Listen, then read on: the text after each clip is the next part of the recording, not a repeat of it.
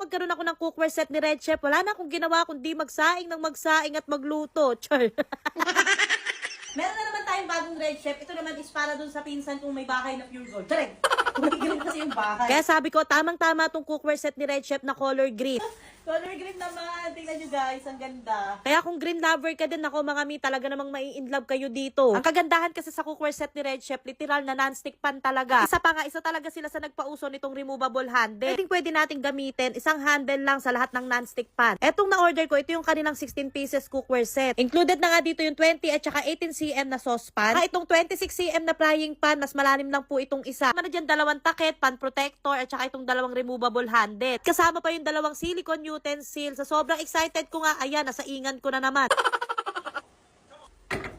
Ako, lagi lang talaga ako naka-low at medium heat. Ito lang, kapag magluluto kayo, tanggalin nyo to, yung pinaka-handle. Kasi nasunog yung isa kong ganito eh. Kukunin nyo na lang, tsaka nyo ikabit. Ganon. Man siya totaling nasunog. Oh. Ito po, oh, parang nangitim lang yung pinaka-handle niya. Ngayon, kada magluluto ako, tinatanggal ko na. Tingnan nyo naman, talaga namang lahat ng cookware set ni Red Chef nakaka-inlove sa ganda. May mga kasama kayo sa bahay na tamad magsaing, ibili mo ng cookware set ni Red Chef, talaga namang sisipagin yan. Tsarek! Kaya sign na to para pag-ipunan nyo rin. Meron tayong link sa comment section and click the yellow basket.